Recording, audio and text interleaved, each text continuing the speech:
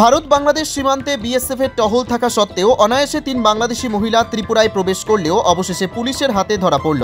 রবিবার Agartala railway station থেকে Kanchenjunga express ছাড়ার আগে রুটিন ডিউটিতে থাকা জিআরপির হাতে ধরা পড়ে ৩ বাংলাদেশি নারী।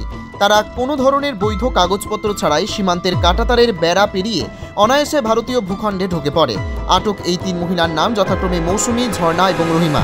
পাশাপাশি তাদের সঙ্গে ৩ ভারতীয় দালালকেও ধরা হয়। এরা হলো যথাক্রমে আনজার আলম, রহিমা আক্তার ও মামুন হোসেন এবং এই ৩ দালালের বাড়ি সিপাহীজলা জেলার সোনামুড়া এলাকায়। প্রাথমিক জিজ্ঞাসাবাদে ৩ বাংলাদেশি নারী জানিয়েছেন তারা সোনামুড়া সীমান্ত দিয়ে ভারতীয় ভূখণ্ডে প্রবেশ করেছে। তাদেরকে ভারতে প্রবেশের ক্ষেত্রে সহযোগিতা করেছে সঙ্গে থাকা ৩ দালাল। কাঞ্চনজঙ্ঘা ট্রেনে করে কলকাতায় যাওয়ার পরিকল্পনা ছিল তাদের।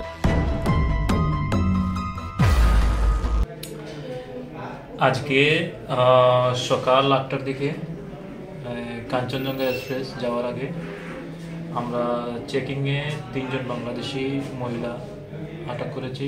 তাদের সাথে ইন্ডিয়ান ২জন পুরুষ আর ১জন মহিলা ছিল। ইন্ডিয়ান যারা ছিল ওরা ওদেরকে অবৈধভাবে বাংলাদেশ থেকে ভারতে প্রবেশ করিয়ে কলকাতা পাঠাচ্ছিল। আমরা ওদের মোট ৬ জনকে আমরা অ্যারেস্ট করেছি। আজ ওদেরকে কোর্টে পাঠাবো। আর তাদের মধ্যে একজনের নাম হচ্ছে বাংলাদেশি যারা যারা রয়েছে তাদের নামটি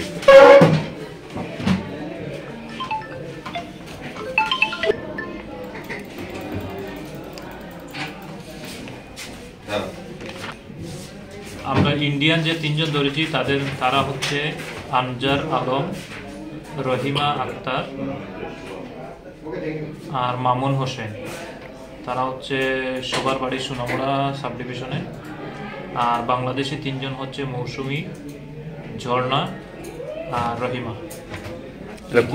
৩ জন ওরা বাংলাদেশের ঢাকারই বাসিন্দা মূলত। তাদেরকে কি স্যার প্ল্যাটফর্মের উপর থেকে আটক করেছেন নাকি রেলের ভিতর থেকে? ওরা স্টেশনে ঢোকার পথে আমরা তাদেরকে আটক করেছি। তারা কোন দিকটা বাংলাদেশের দিকে মানে ইন্ডিয়া তুলছে? তারা সোনামুড়া বর্ডার দিয়ে এখন পর্যন্ত যতটুকু আমরা পেয়েছি তার বাকিটাতে ইনভেস্টিগেশন করে যাবে। তাদের সাথে কি আর কেউ রয়েছে, কিছু খবর পাওয়া গেছে? না, এখন পর্যন্ত ওরা। আর পরবর্তীতে আমরা দেখি আর কিছু পাওয়া যায় কিনা আপনাদেরকে জানিয়ে